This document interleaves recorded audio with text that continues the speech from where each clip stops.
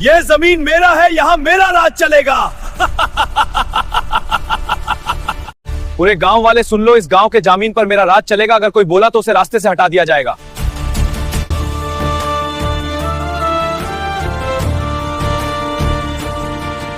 सरकारी गाड़ी और सिक्योरिटी ली तो विधायक को 10 मिनट में पता चल जाएगा कि डीएम आ रही हैं और फिर वह सब कुछ साफ कर देगा।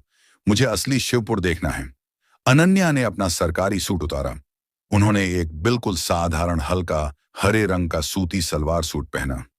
चेहरे पर हल्का सा पाउडर, आंखों में काजल और गले में एक पतली सी चेन। उन्होंने अपने बाल बांध लिए। उनके हाथ में एक छोटा सा बैग था जिसमें सिर्फ पानी की बोतल, कुछ पैसे और उनका प्राइवेट फोन था। वही एक साधारण सी लोकल बस में बैठी। बस में बैठी गांव की औरतें उन्हें देखकर समझ गईं कि वह शहर की हैं, पर कोई खास ध्यान नहीं दिया। डीएम को यह सब बड़ा अजीब लग रहा था। वह पहली बार अपनी पहचान के बिना बाहर जा रही थी। उन्हें डर भी लग रहा था, पर उनके अंदर एक जिद थी। मैं डीएम हूं और मेरा काम है लोगों को न्याय दिलाना। बस शिवपुर गांव के पास रुकी। डीएम उतरी। धूल भरा रास्ता, छोटे छोटे घर और दूर दूर तक खेतों का सन्नाटा। जैसे ही उन्होंने गांव में कदम रखा, उन्हें लगा जैसे हवा में भी डर घुला हुआ है। लोग उन्हें घूर रहे थे। अनजान औरत अकेली इस गांव में। डीएम अनन्या एक चाय की छोटी सी दुकान पर गई। भैया, एक चाय देना और थोड़ा पानी। चाय वाला, एक अधेड़ उम्र का आदमी, डरते डरते उन्हें चाय देने आया। उसने फुसफुसाकर पूछा, आप नई लग रही हैं, कहां से आई हैं? डीएम ने नकली मुस्कान के साथ कहा, जी, मैं पास के शहर से आई हूं। मेरी मौसी यहां रहती थी, उनसे मिलने आई थी, पर घर नहीं मिल रहा। चाय वाला घबरा गया। कौन? मौसी कहां रहती थी? जल्दी बताओ और अपना काम करके जल्दी निकलो यहां से। डीएम ने पूछा, क्यों, क्या हुआ? सब इतना डरे हुए क्यों हैं? चाय वाला चारों तरफ देखा जैसे दीवारों के भी कान हों। मैडम जी, आप शहर की लगती हैं और शरीफ लगती हैं। मेरी मानो, यहां से जल्दी निकल जाओ। यह गांव अच्छा नहीं है। यहां सिर्फ एक ही कानून चलता है, भंवर सिंह का कानून। वह किसी भी नई लड़की को उठा ले जाता है। तभी पास में बैठे एक बुजुर्ग ने, जो चुपचाप हुक्का पी रहा था, उन्हें देखा। वह कुछ बोले नहीं, बस अपनी उंगली से हवा में एक टेढ़ी मेढ़ी लाइन खींची। इसका मतलब था, यहां सब कुछ सामने से कुछ और है, पीछे से कुछ और। डीएम ने यह इशारा समझ लिया। गांव वाले अपनी जान के डर से खुलकर बात नहीं करेंगे। यह मामला इतना गहरा है कि डर उनके दिल में बैठ गया है। डीएम ने चाय का पैसा दिया और आगे बढ़ गई। उनके दिल में अब गुस्सा भर गया था। इस आतंक को तो जड़ से मिटाना ही होगा, उन्होंने मन में ठान लिया। डीएम अनन्या धीरे धीरे गांव के बाजार की तरफ आई। वह बिल्कुल आम औरतों की तरह सब्जी के ठेले के पास रुकी और उस सब्जी वाले से पूछी, भैया, ये टमाटर कैसे दिए? सब्जी वाला बोला, 20 रुपए किलो दीदी। डीएम टमाटर चुनने लगी, तभी एक तेज आवाज आई, ओए ठेले वाले, मेरी तरफ देख। यह आवाज थी रवि सिंह की। वह एक सफेद स्कॉर्पियो से उतरा। उसके साथ 2 मोटे तगड़े गुंडे थे। ठेले वाला कांप गया। उसने जल्दी से रवि सिंह को नमस्ते किया। रवि ने ठेले पर रखे सबसे अच्छे आलू, प्याज और 2 किलो टमाटर उठाए और एक प्लास्टिक की थैली में भर दिए। ठेले वाला धीरे से बोला, बाबूजी, पैसे? रवि सिंह रुका। उसने अपनी पैंट की जेब में हाथ डाला, पर पैसे निकाले नहीं, और सब्जी वाला से बोला, ओए, तू जानता नहीं है क्या मैं कौन हूं? पैसे किसके लिए? यह रवि सिंह का ऑर्डर है, उसने हंसते हुए कहा और आगे बढ़ गया। ठेले वाला मायूस हो गया और वह जानता था कि पैसे नहीं मिलेंगे। वह चुपचाप आंसू पोंछने लगा। डीएम अनन्या द्विवेदी ने यह सब देखा। उनके चेहरे पर गुस्सा नहीं था, बल्कि एक ठंडा घातक निश्चय था। उनका डीएम वाला दिमाग तुरंत एक्टिव हो गया। डीएम ने आवाज लगाया, रुकिए। उसके तुरंत बाद रवि सिंह के कदम रुक गए। वह मुड़ा। ठेले वाला कांप गया और डीएम की तरफ भयानक नजर से देखा। डीएम अनन्या सीधे रवि सिंह के सामने खड़ी हो गई। रवि ने रूखेपन से पूछा, क्या हुआ, क्या चाहिए? डीएम ने बिल्कुल शांत पर मजबूत आवाज में कहा, पैसा दो, नहीं तो सब्जी वापस रखो। पूरे बाजार में सन्नाटा छा गया। हवा थम गई। ठेले वाला, पास की दुकान वाले, सभी की आंखें फटी रह गईं। ये औरत पागल है क्या? सब सोच रहे थे। इसने अभी अभी रवि सिंह को ललकारा है। रवि सिंह को शायद किसी ने पहली बार पैसा दो कहा था। उसने एक पल के लिए डीएम को ऊपर से नीचे तक देखा, जैसे कोई मच्छर देख रहा हो। उसने हंसकर कहा, ओए, तुझे पता भी है तू किससे बात कर रही है? जानती भी हो मैं कौन हूं? मेरे बाप का नाम सुना है, विधायक भंवर सिंह। डीएम ने उसकी आंखों में सीधा देखते हुए जवाब दिया। उनकी आवाज में न डर था न गुस्सा, बस एक साफ आदेश था। नहीं, और जानने में रुचि भी नहीं है। यह सुनना था कि रवि सिंह का खून खौल गया। उसके चेहरे पर लालिमा आ गई और चिल्लाते हुए बोला, तेरी इतनी हिम्मत? रवि सिंह ने गुस्से में अपना हाथ उठाया, जैसे डीएम को थप्पड़ मारने ही वाला था।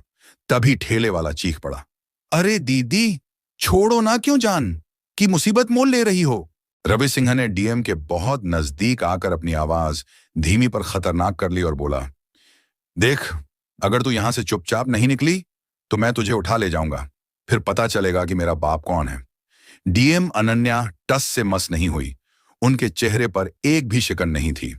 वह पूरी तरह भयमुक्त थी और बोली, उठाओ, मैं यहां खड़ी हूं, उठाओ मुझे, और फिर देखना कि तुम्हें क्या सजा मिलती है। यह देखकर रवि सिंह और उसके गुंडे रुक गए।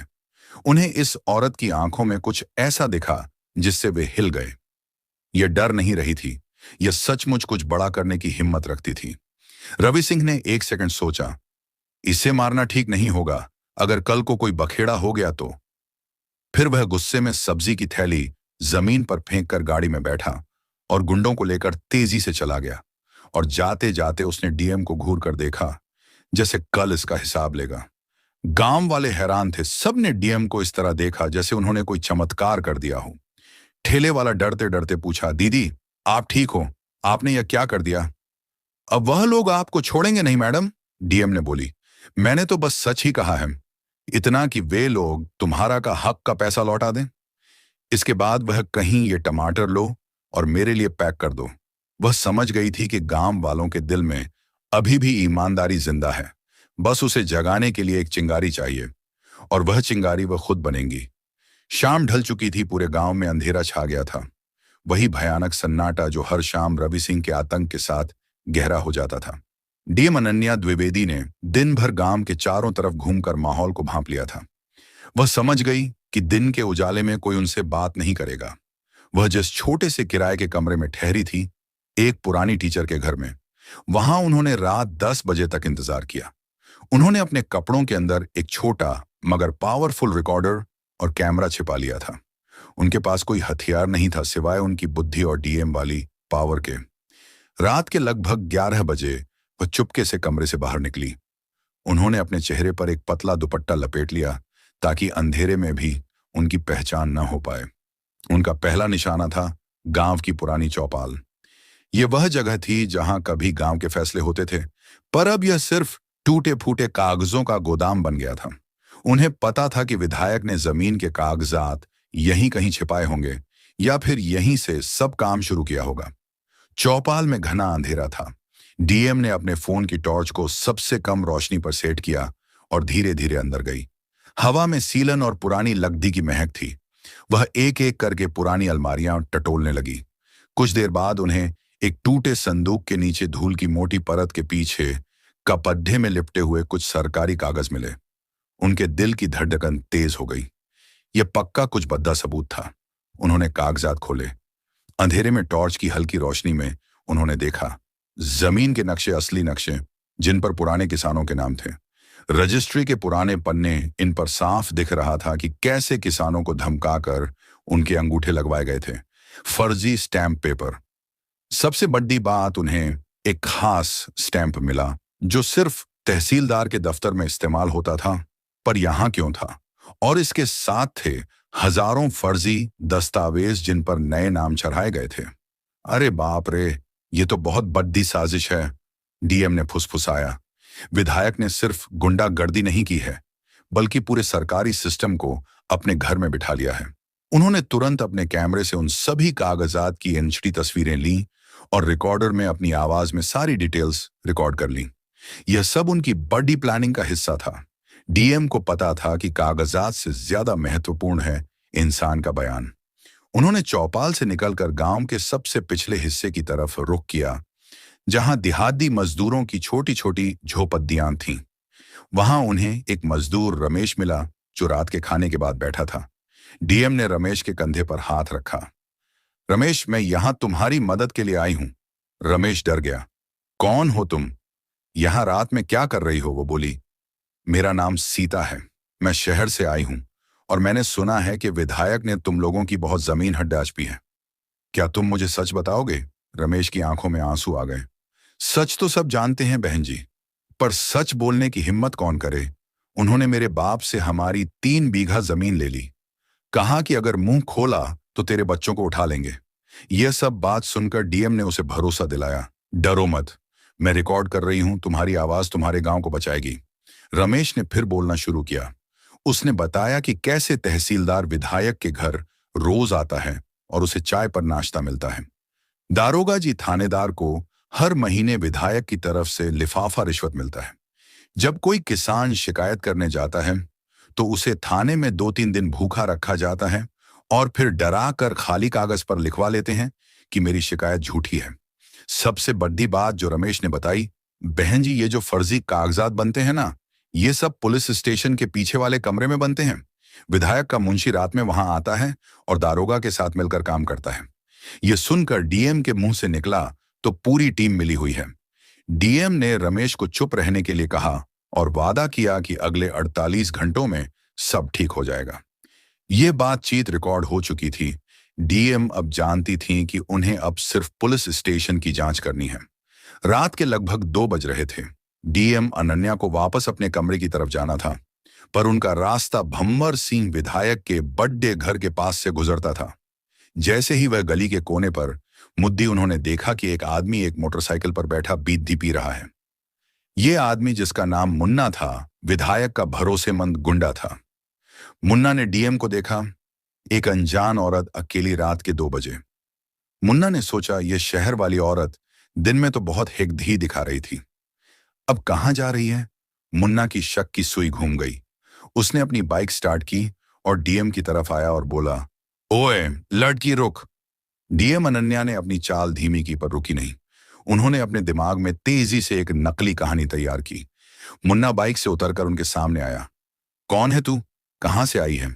गांव में तेरा क्या काम है? डीएम ने घबराए हुए होने का नाटक किया। जी, मेरा नाम पारुल है, मैं बगल के गांव से आई हूं। मेरी चाची की तबीयत बहुत खराब है, उन्हीं को देखने आई थी। रात हो गई तो फंस गई। वो बोला, चाची कौन? चाची, इस गली में कोई चाची नहीं रहती। और ये क्या, तेरे कप दाढ़े तो बिल्कुल साफ सुथरे हैं, इतनी रात को कोई चाची? छी को देखने आती है क्या? मुन्ना ने धमकी भरे अंदाज में कहा। डीएम को पता था कि अब झूठ बोलना खतरनाक है। उन्होंने थोड़ा गुस्सा दिखाया। तुम मुझसे ऐसे क्यों बात कर रहे हो? क्या तुम मेरे चरित्र पर सवाल उठा रहे हो? मेरा घर पास में ही है, मुझे जाने दो। डीएम ने एक पल के लिए मुन्ना की तरफ आंखें तरेर कर देखा। यह वो डीएम वाली नजर थी जो उन्होंने हमेशा सरकारी मीटिंग में इस्तेमाल की थी। मुन्ना एक पल के लिए थोड़ा डर गया। उसे लगा कि शायद ये कोई गुस्सैल रिश्तेदार है जो सच बोल रही है। मुन्ना ने हार मानते हुए कहा, चल भाग जा, पर अगर तू कल यहां दिखी तो अच्छा नहीं होगा। और डीएम ने तेजी से वहां से कदम बढ़ाए।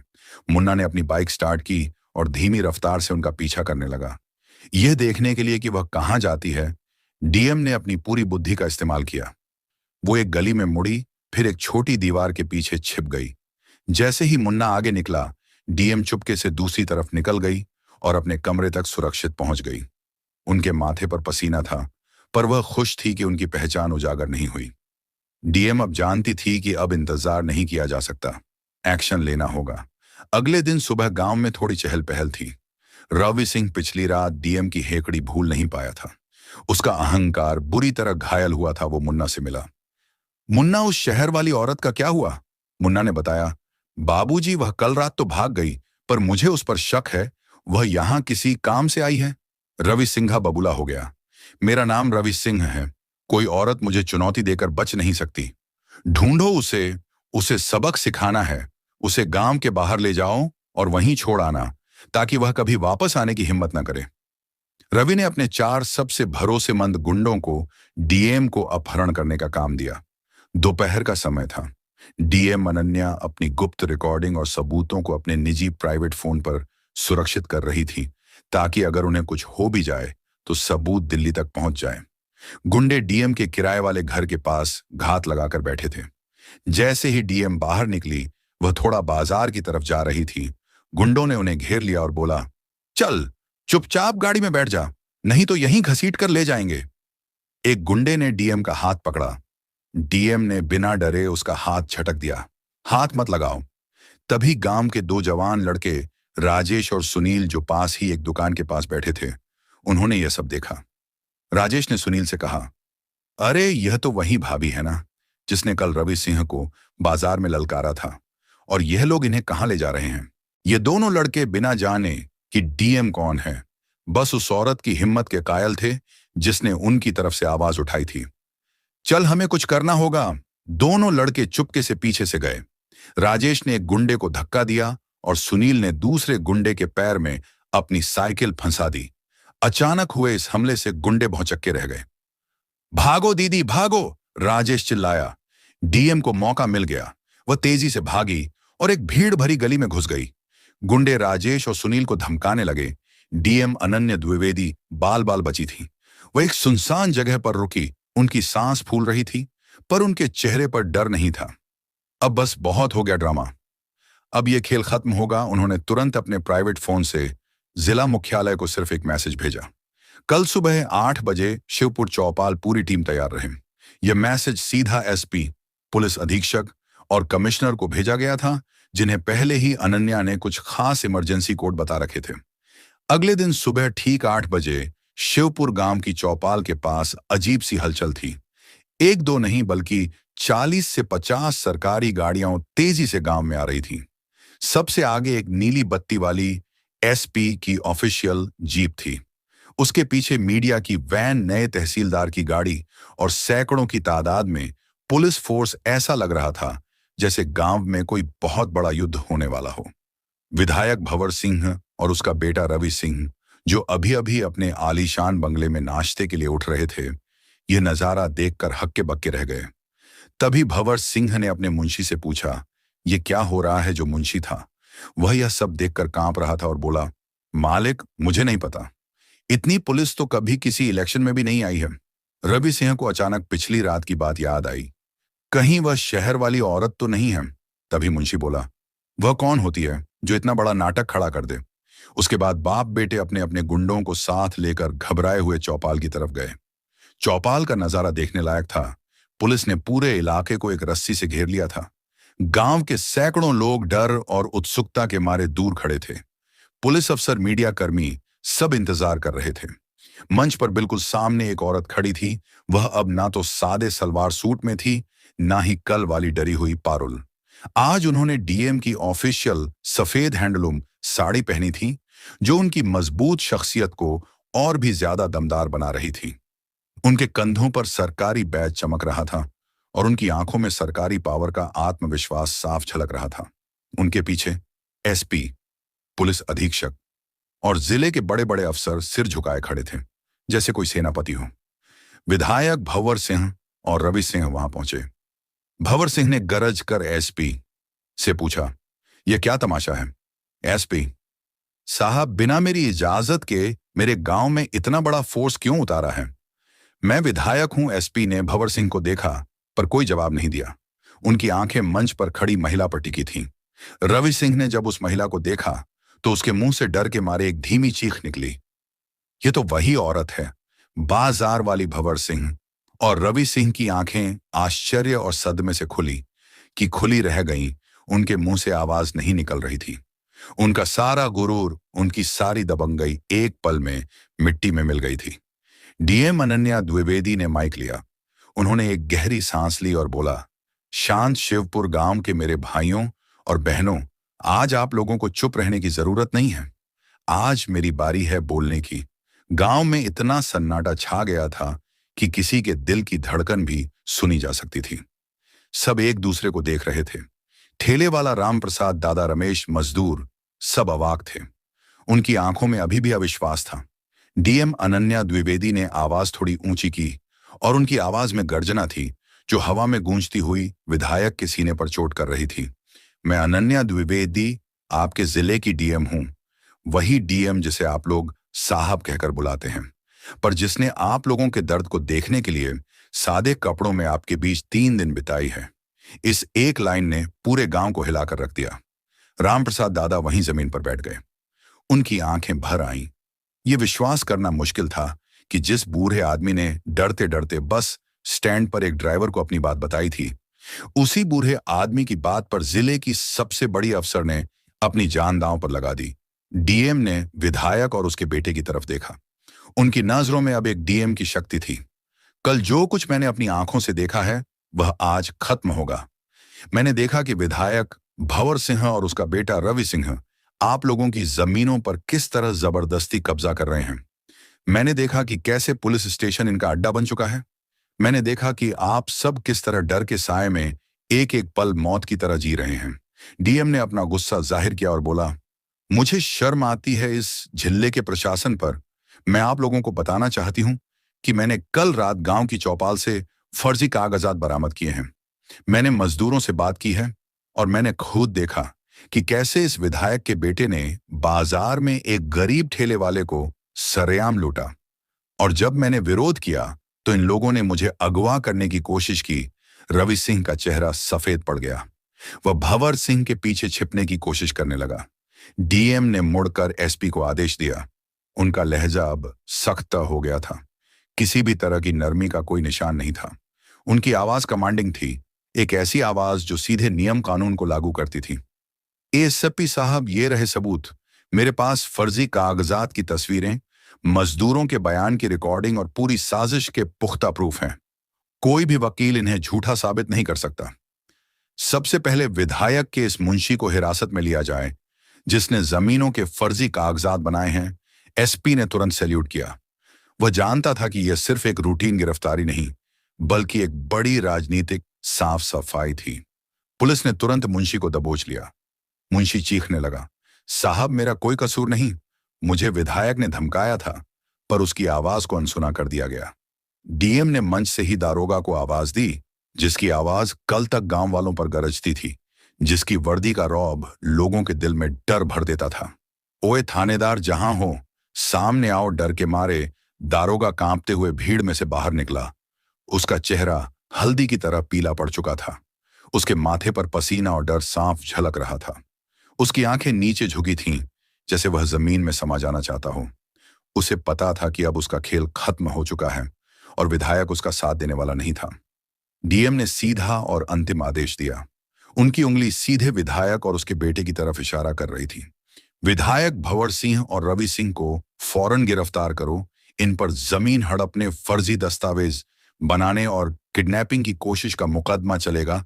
विधायक की सरकारी सुविधाओं को अभी रद्द किया जाता है। इसे हथकड़ी पहनाई जाए। विधायक भंवर सिंह का चेहरा लाल हो गया। यह उसका गांव था, यह उसकी सत्ता थी। वह अपने ऊपर लगे इल्जाम पर विश्वास नहीं कर पाया। उसने चिल्लाने की कोशिश की, डीएम साहिबा, आप मेरी पॉलिटिकल पावर जानती नहीं हैं। मैं तुम्हें कल ही दिल्ली से हटवा दूंगा। मेरा पहुंच बहुत ऊपर तक है। डीएम ने उसे बीच में ही रोक दिया। उनकी आंखें विधायक की आंखों में खड़ी थीं। बस अब तुम्हारी कोई पावर नहीं चलेगी, अब सिर्फ कानून की पावर चलेगी। तुमने एक डीएम पर हाथ डालने की कोशिश की है, अब भुगतो। पुलिस ने तुरंत विधायक और उसके बेटे को हथकड़ी पहनाने लगी। रवि सिंह रो रहा था। वह जोर जोर से चिल्ला रहा था, पापा मुझे बचाओ, मैं जेल नहीं जाऊंगा। पर आज कोई उसकी मदद के लिए नहीं आया। पुलिस ने उसे जबरदस्ती खींच लिया। गांव वाले पत्थर की तरह खड़े थे। फिर धीरे धीरे उनके चेहरे पर एक मुस्कान आई। गांव के लोग पहली बार डर के बिना मुस्कुरा रहे थे। उन्होंने अपनी आंखों के सामने अपने अत्याचारियों को हथकड़ियों में जाते देखा। यह दृश्य उनके लिए 10 साल की गुलामी से आजादी का सबसे बड़ा सबूत था। डीएम ने फिर माइक लिया और आखिरी फैसला सुनाया, जो पूरे प्रशासन के लिए एक सबक था। इस थाने के पूरे स्टाफ को तुरंत सस्पेंड किया जाता है और तहसीलदार को भी इन सब के खिलाफ विभागीय जांच शुरू होगी। ये सब विधायक के साथ मिले हुए थे। और सुनिए, आज से इस गांव की जमीनों की माप, मेजरमेंट दोबारा होगी नहीं। तहसीलदार की निगरानी में सारे फर्जी कागजात खारिज किए जाते हैं।